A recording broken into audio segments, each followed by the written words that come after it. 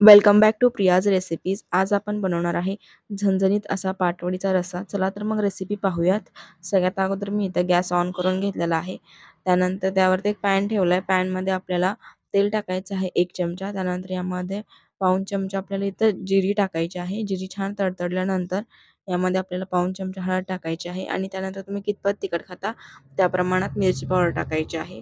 त्यानंतर 2 कप मी इथं पाणी टाकलेलं आहे। पाणी छान गरम झाल्यानंतर यामध्ये चवीपुरतं मीठ टाकायचं आहे। त्यानंतर 2 चमचे बेसन टाकायचे। बेसन टाकल्या लगेच चमच्याने आपल्याला मिक्स करून घ्यायचं आहे। जर तुम्ही लवकर मिक्स नाही केलं तर याच्यामध्ये भरपूर गाठी होऊ शकतात। त्यानंतर छान असं घट्ट होईपर्यंत आपल्याला मिक्स करत राहायचं आहे। अशा पद्धतीने छान असं घट्ट झाल्यानंतर यामध्ये आपल्याला आणखीन 1 चमचा तेल टाकायचं आहे।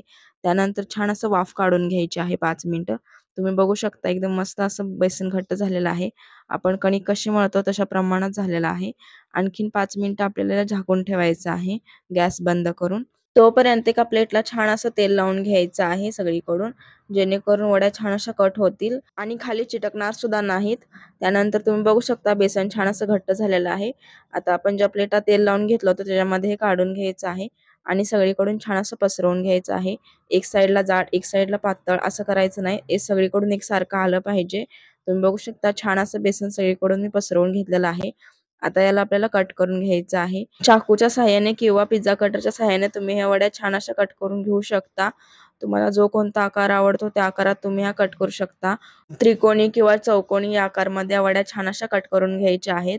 तुम्ही बघू शकता वड्या छान अशा कट करून झालेल्या आहेत आणि बिलकुल सुद्धा वड्या खाली चिटकलेल्या नाहीयेत। एकदम छान अशा माझ्या हातामध्ये आलेल्या आहेत। पाटवडी तर आपली तयार झालेली आहे। आता आपण याचा रस्सा बनवूयात। त्यासाठी मी इथं पातेलं ठेवलेलं आहे गॅसवरती। त्यामध्ये 1 चमचा तेल टाकलेलं आहे। तेलामध्ये एक मध्यम आकाराचा कांदा, त्यानंतर थोडंसं खोबरं, अर्धा वाटी म्हटलं तरी चालेल। त्यानंतर 2 इंच अद्रक टाकलेला आहे आणि 8 ते 9 लसणाच्या पाकळ्या टाकलेल्या आहेत। या सर्वांना छान असं मिक्स करून घ्यायचं आहे। लसणाचा जरा जास्त वापर करायचा आहे या रस्स्यामध्ये। तुम्ही बघू शकता छान असा गोल्डन ब्राउन कलर आलेला आहे कांद्याला आणि खोबऱ्याला। आता यामध्ये मी टाकलेला आहे 1 मोठा चमचा खसखस आणि 1 मोठा चमचा तीळ टाकलेला आहे। या सर्वांना सुद्धा छान असं मिक्स करून घ्यायचं आहे। तिळाचा थोडासा कलर चेंज झाल्यानंतर याला आपल्याला मिक्सरच्या भांड्यामध्ये काढून घ्यायचं आहे आणि छान असं वाटण करून घ्यायचं आहे। वाटणामध्ये थोडंसं पाणी टाकलं तरी चालेल। त्यानंतर त्याच पातेल्यामध्ये मी भरपूर असं तेल घेतलेलं आहे 5 ते 6 चमचे। त्यामध्ये जिरी टाकलेली आहे 1 मोठा चमचा। जिरी छान तडतडल्यानंतर आपण जे वाटण करून घेतलेलं होतं ना ते टाकून घ्यायचं आहे। वाटणाचा कलर चेंज होईपर्यंत वाटणाला छान असं आपल्याला परतून घ्यायचं आहे। तुम्ही बघू शकता वाटणाचा कलर चेंज झालेला आहे आणि तेल सुद्धा भरपूर सुटलंय।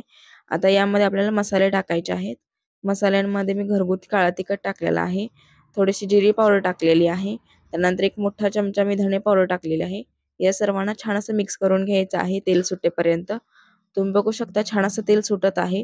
आता यामध्ये आपल्याला टाकायची आहे हळद, त्यानंतर चवीपुरतं मीठ टाकायचं आहे। या सर्वांना सुद्धा छान असं मिक्स करून घ्यायचं आहे। आता यामध्ये आपल्याला पाणी टाकायचं आहे। तुम्हाला कितपत रस्सा हवा आहे त्या प्रमाणात तुम्ही पाणी टाकू शकता। मी इथं 2 कप पाणी टाकलेलं आहे। छान असा रस्सा आपल्याला उकळवून घ्यायचा आहे। तुम्ही बघू शकता छान अशी तरी सुद्धा आलेली आहे रश्श्याला। वरून भरपूर अशी कोथिंबीर टाकायची आहे आणि केव्हाही तुम्हाला तरीवाला रस्सा हवा असेल तर त्यासाठी गरम पाण्याचा वापर करायचा आहे। तुम्ही बघू शकता छान अशा आपल्या पाटवड्या सुद्धा तयार आहेत। आता आपण याला सर्व्ह करून घेऊया। सगळ्यात अगोदर प्लेटमध्ये आपल्याला पाटवड्या काढून घ्यायच्या आहेत। तुम्हाला किती हव्या आहेत त्या प्रमाणात तुम्ही काढू शकता। त्यानंतर वरून भरपूर असा रस्सा टाकायचा आहे तरीवाला। तुम्ही बघू शकता किती सुंदर अशी तरी आलेली आहे। त्यानंतर छान असं 2 चमचे आपल्याला इथं रस्सा वापरायचा आहे। त्यानंतर भरपूर अशी वरून आणखीन कोथिंबीर टाकायची आहे आणि भाकरीसोबत, चपातीसोबत हे खूप छान लागतं। एकदा नक्की ट्राय करा। तुम्हाला ही रेसिपी कशी वाटली कमेंटमध्ये मला नक्की सांगा आणि चॅनलला सबस्क्राईब करायला विसरू नका।